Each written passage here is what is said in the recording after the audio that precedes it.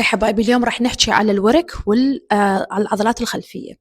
أوكي، الجسم الأنثوي اللي هو صار ترندي وصار لنا تقريبا 10 سنين، اللي ممكن عمليات التجميل وكيم كارداشيانز ولها دور في تغيير المفاهيم، والمفاهيم الغلط منتشرة أكثر من المفاهيم الصح. أنا ومتابعيني متفقين على هذا المبدأ. أول نقطة راح نناقشها الورك. هذا هو الورك، هذا الورك يعني هاي الجوانب. الورك هذا طبيعة جسم. إذا أنت جيناتك الوراثية ما تسمح لك إنه أنت يبرز عندك الورك، ما راح يبرز عندك الورك. ممكن بالعضلات تقدرين تكبرين الخلفية، بس كورك ما تقدرين. ممكن هسه تقولوا لي اوكي مرة، بس احنا نشوف هواي وفتنس موديل ومدربات اساسا شعارهم بالحياه انه هي تدرب وحتى تخليكم يصير جسمكم الجسم الانثوي اللي هو الورك العريض وقالب الجسم الكبير. وانا احب اقول لكم واعيد واكرر، الجينات تلعب دور، بس هذا لا يعني انه اني صار لي سنين ما شفت نتيجه بقالب جسمي، وحتى في لبس معين في وقفه معينه. يعني هسه اذا اسوي لكم بوز معين، ما ادري اذا راح يطلع بالكاميرا لو لا، طريقة البوزن اللي بالصور راح تبرز الجلوت أكثر، طريقة لبس معينة، فستان معين. فأنتوا هذا اللي تشوفوه بالسوشيال ميديا اللي أوحى إنه كل إنسان يقدر يسوي هذا القالب الكيرفي أو الورك الحل عريض والخصر صغير. هذا الكلام يعني ريت شنو معناه؟ هل معناته إنه إحنا لازم نمرن لين ماكو أمل؟ لا، نمرن العضلات الخلفية، هاي نحتاج نمرنها، لأن من الناحية الصحية الرجال والنساء تحتاج هاي العضلات، ما تحتاج العرض، تحتاج هاي العضلات. هاي العضلات إلها أهمية صحية، لأن إحنا راح نحتاجها بالمشي، وراح نحتاج نحافظ عليها مع تقدم العمر حتى نحمي ألم المفاصل. معظم النساء تبدي يصير عندها مشاكل بالركب أكثر من الرياجيل لعدة أسباب. من ضمن هاي الأسباب إنه غالبية النساء تخسر كتلة عضلية مو شحم. لان هسه البنات يقولون لا مره والله انا خلفيتي يعني وايد عندي سمنه بالجزء السفلي. انا ما احكي على السمنه، انا احكي على العضلات. فانت ممكن عندك حجم سمنه ما تتخزن هنا، بس انت قاعد تخسرين عضلات، يعني يصير بيها نزول. والكلمات اللي تجيني من مشتركاتي ومن متابعاتي، مروه حسيت بعد الحمل والولاده مثل نزلت خلفيتي، خسفت. ليش النساء لجأت للتجميل وهو البرازيليان بات ليفت؟ هي اسمها برازيليان بات ليفت، كما يسووها الناس اللي عندهم حجم وسمنه هنا واللي ما عندهم حجم، اللي ينقلون شحوب من مكان الى اخر، لان يصير نزول بالخلفيه. ليش؟ حمل، ولاده، تاثر، لها تاثير كلش كبير، خساره الكتله العضليه، التقدم بالعمر اللي معناته خساره بالكتله العضليه، قله حركه، قله تمرين، كلها تساهم انه احنا نخسر الجلوت. فاني من اريدكم تتمرنون الجلوت، ما اريدكم بس تتمرنون الجلوت بهدف ونيه انه اريد اكبرها، اريد اصغرها، اريد اسويها هيجي، اريد اصير كيم كارداشيان. والله اني فاهمه احنا النساء دائما نركز على النقطه السطحيه من الامور، بس اريدكم تركزون انه اني احتاج ادرب الجلوت مالتي حتى تحمي المفاصل، وحتى تساعدني اني امشي بطريقه صحيحه في المستقبل، حتى ما تاثر على الالام الظهر اللي تصير عند بعض الناس مع تقدم العمر. فهذا الهدف من تدريب الجلوت، مو بس فقط شكل أنثوي وشكل البي بي ال وكيم كارداشيان. هسه نجي مروة، أنا إذا مرنت سويت هاي التمارين الجلوت راح تكبر خلفيتي. حجم الخلفية وزيادة الحجم تعتمد على عدة عوامل. أول عامل الجينات الوراثية، أوكي، نمبر 1. نمبر 2 التمرين وكثافة التمرين. يعني مو أشهر وخلفيتك راح تكبر، لا، صار لك كم سنة تتمرنين؟ سنين. لاحظتوا كلمة سنين؟ ممكن من سنين يس نشوف فرق. هل يعني خلال هاي السنين ما شفت تحسن؟ لا، شوف تحسن، بس ما راح فجأة من إنسان فلات أصير واو أشهر. لا، هذا مو منطقي بنات. طريقة الأكل ونوعية الأكل والسعرات الحرارية اللي تاكليها. فإذا أنت إنسانة تقولي لي مروة أنا عندي حجم كبير، فأنا أريد أسوي هاي التمارين حتى أبني عضلات وأحافظ عليها، ولأن العضلات زيادتها أو وجودها في المكان راح تساعدني تقلل نسبة الدهون من هذا المكان، أسوي هاي التمارين يسويها. زين، شلون أنا أراعي إني ما يصير عندي بعد زيادة؟ انتبه على طريقة أكلي وسعراتي وأستمر. الاستمرارية هي اللي راح توصل الإنسان إنه تقل نسبة الدهون، يزيد العضل، والقالب يكون مرتب ومشدود. ما راح تصير هاي من أشهر. إذا أنت تمرنتي 3 أشهر وأحبطتي، ما راح حبيبتي ما راح يصير. لازم تقتنعون تغيرون. اول خطوه بالتغيير انه هذا جزء من النمط الحياه اللي انا اريد اعيشه. فذكري نفسك مثل ما قالت مروه، خليني اقوم امرن الجلوت مالتي، لان الجلوت ضعفها ياثر على المفاصل، ياثر على المشي، الام الظهر تزيد. عنده هواي من الناس هواي مشاكل تصير حقيقه، حتى في عضلات الحوض الداخليه لها دور في عدم صحه الجلوت.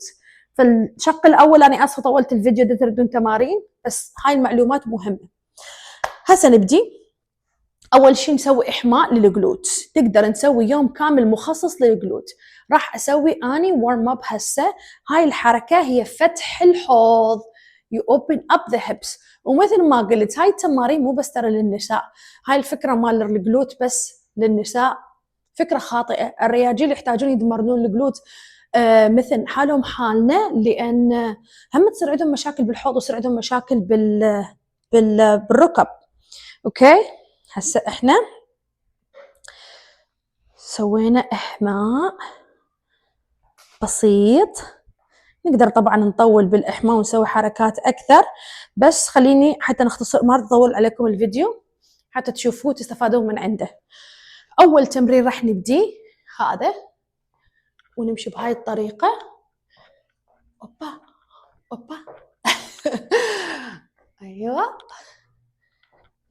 راح اسوي لكم اياه من التو سايد.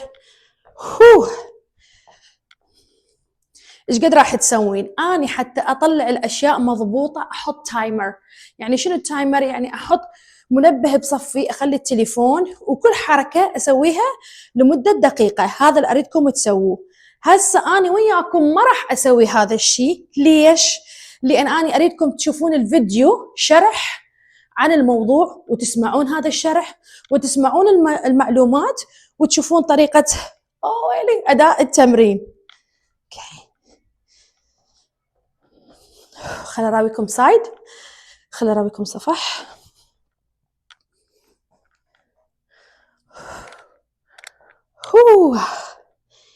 ايوه،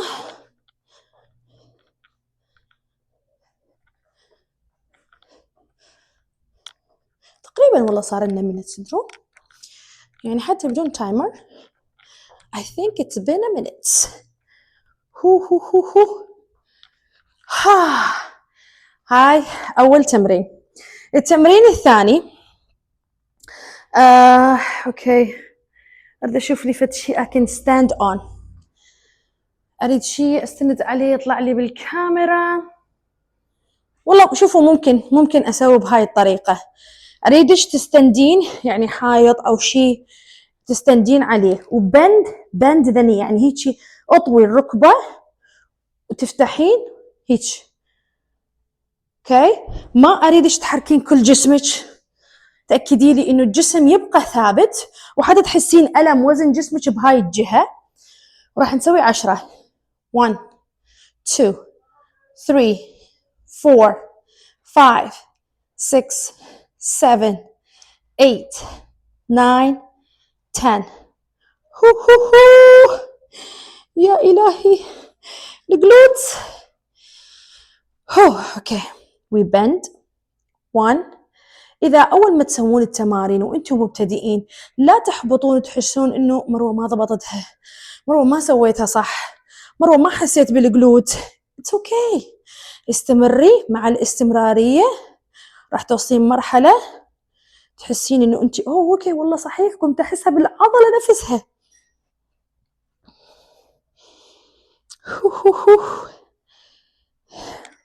يمكن سوينا 10. إذا سوينا أكثر it's okay. قلت لكم الهدف من هذا الفيديو إنه إحنا نشرح أكثر شيء على هاي التمارين.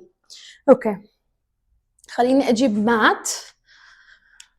راح أختفي عنكم من الشاشة، بس أني صوتا وقالبا وروحا وياكم. أكثر تمرين أحبه وإذا تشوفوني منزلته بكل المنصات هي الجلوت كيك. أوكي، هاي الكيك أول شيء تتأكدي لي إياه أنت مقلصة عضلات البطن، يعني مو ريلاكس، نو انجيج لعضلات البطن. أوكي، ولما راح ترفعين، هاي هي الكيك، هاي هي الحركة. لما ترفعين بهاي الطريقة ما أريد الرجلين يعني هاي مسافة بين القدم والجلوت يعني كبيرة بحيث أنت ما تحسين بالانجيجمنت يعني بتقليصة العضلة. أريد تقدمين القدم حتى تحسين بتقليصة العضلة. شوفوا شلون العضلة معزولة. فراح نسوي 15. خلينا نشوف ايش قد نقدر نسوي حسب طاقاتي. 1 2 3 4 5 6 7 8 9 10 11 12. we can hold it شوية. ليش لا؟ عذاب أليم.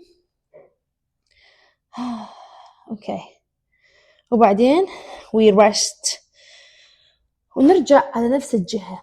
هذا البروتوكول اللي اسمه progressive overload. شنو يعني progressive overload؟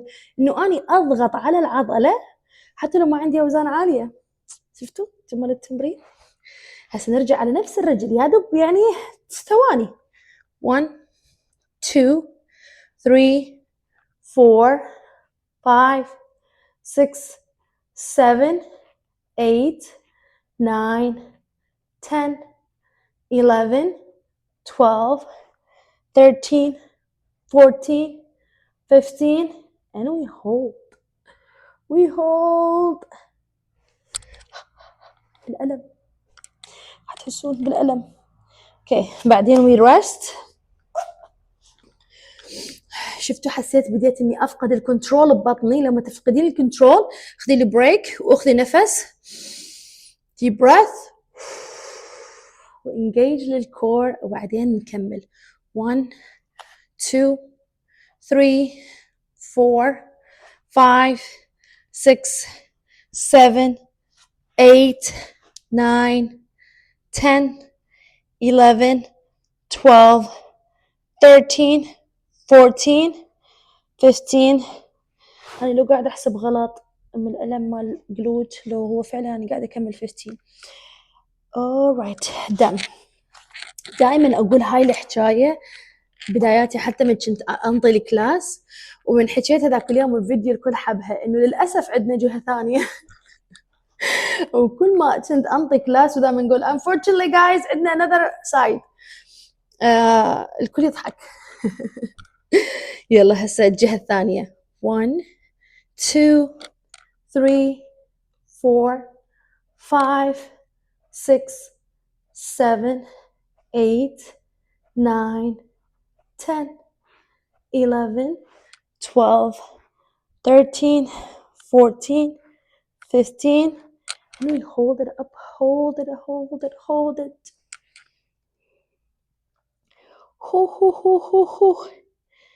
Okay, rest. Okay, يلا again. 1 2 3 4 5 6 7 8 9 10 11 12 13 14 15. طبعا قاعد أريلاكس البطن. قاعد استرخي. قاعد اشوف بالمراية. بنات اذا عندكم مراية من تتمرنين يم المراية حبيبي راح تشوفين نفسك اكثر وراح تتعلمين احسن الفورمة. فدائما تمرنوا قريبين عن المراية او اذا ما عندكم مراية صوروا نفسكم. انا حتى مشتركاتي الفيديوهات مصورة لهم للمشتركات بس نبات اقولها راويني. تقول لي مرة ما حاسة انه التمرين مسويته صح. اقولها شوفيني. لما تشوفني لان كل واحد وغلطه مختلف بعض الاحيان حسب زاوية جسمه وحسب بروتوكول والتكنيك اللي متبعه. فالاخطاء اكو اخطاء شائعة بس اكو اخطاء يعني فردية للشخص نفسه. اوكي خلينا نكمل. انا بغيت احكي ونسيت التمرين. 3 4 5 6 7 8 9 10 11 12 13 14 15. And we're gonna rest. انتظر البريك. اوكي هسه دان. طبعا اذا ترجون تقولوا لي مروه انا اريد اسوي اكثر، سوي اكثر. شلون تسوين اكثر؟ يعني مو اول ما تبدين، مثلا هذا الاسبوع سويتي ست واحد، هذا الست واحد ب3 مرات، الاسبوع الجاي ضيفين another set، الاسبوع الثالث جيبي، بس تراعوا التشنجات. انا ما اريدكم توصلون مرحله تكرهون التمارين، اريدكم تراعون التشنجات. اوكي هسه خلصنا هذا التمرين. هسه التمرين وراه صراحه ما اعرف شلون اقدر اسوي لكم اياه، بس هو جلوتس، وراح نستخدم يعني فد شيء يرفع. اعطوني تشانس، ممكن استخدم ويت، use weight. alright. فانتوا اذا ما عندكم اوزان حبيبي اي شيء علوه، يعني anything يخلي علو بالمكان. اوكي بهذا التمرين رب يكون واضح بالكاميرا، لازم اشيل المايك. نقدر نسويه بالرجلين اثنينهن and we lift. لما تخلين القدم هيجي على البنش وترفعين هنا حتحسين مو بس بعضلات الجلوت، حتى عضلات الحوض الداخلية. هاي راح تعطيك ليفت من الداخل. شايفين هاي الرفعة؟ كون سمعتوا الكلام. هاي الرفعة، فهذا مزعج بشكل بس effective، فعال بشكل رهيب. يلا خلينا ننطلق. 1 2 3 4 5 6 7 8 9 10 11 12. إذا حسيتيه بالهامسترينج، يعني هاي العضلة الخلفية it's okay، عادي حسي بالهامسترينج همينة، راح يشد لنا هاي العضلة. سمعت واحد من المدربين العراقيين المشاهير جدا، أكيد حتعرفوه، يقول المرة لازم تمرن هامسترينج، ولو حسب وجهة نظر المدربين إنه المرة لازم تمرن كل شيء. زين يعني شلون؟ يلا خلي أكمل. على قولة جهالي I'm doing yapping يعني I talk too much، يعني أحكي هواي. يلا خلنا ننطلق. Okay 1 2 3 4 5 6 7 8 9 10 11 12. سوينا 12. تعرفون شنو أكثر شيء متوترة هسه من عنده؟ خاف الفيديو صار عليكم طويل. هو بالله قاعدة أحاول الفيديوهات أخليها تكون مختصرة. يلا let's go 1 2 3 4 5 6 7 8 9 10 11 12. اوكي هسه تجيب الرجلين بهاي الطريقة، خليها ريلاكس شوية. وأجين إذا تردين تسوين تكرارات أكثر وتزيدين على التكرارات you could do it. إذا لاحظتوا اليوم هنا ما استخدمنا أوزان، صحيح؟ شفتوا؟ هسه هاي الحركة بنات اسمها good morning، يعني الاسمها الأساسي، بس هي غريبة ما أعرف ليش دائما اسمها good morning. مهم خل أشيكم الحركة. أريدش تفتحين رجلين أكثر، أوكي، وأريدش تخلين إيديك هنا engage للكور. engage يعني قلصي عضلات البطن، يعني مو طريقة ما تقدرين تتنفسين، بس engage لعضلات الكور، وراح ننزل بس الجزء العلوي، فأريدش تحسين كأنما قاعد نشد نمط العضلة نمددها. فخلينا نسوي أول set 1 2. طبعا بالجيم أكو ماشين تستخدمها 3. هاي التمارين نقدر نسويها 3 مرات بالأسبوع باي ذا واي. 4 5 خصوصا إذا أوزان قليلة. 6 7 8 9 10 11 12 ترى painful. هاي إذا نريد شوية we go to the next level نقدر نشيل وزن ونسويها. 1. طبعا أنا ما قاعدة أخذ بريك بنات لأن ما أريد أطول الفيديو، بس أنتوا تقدرون تاخذون بريك 30 ثانية أو دقيقة. 3 4 5 6 7 8 9 10 11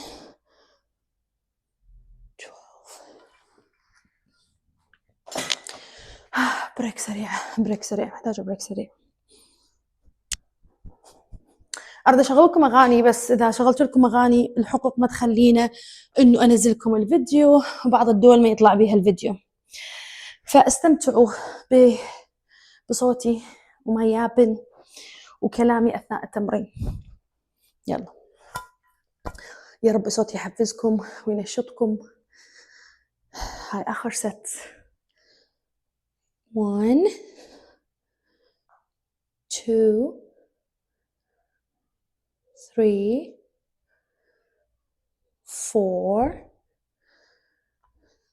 5 6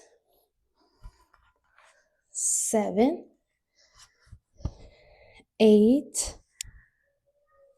9 10. 2 more. 1 and 2. good.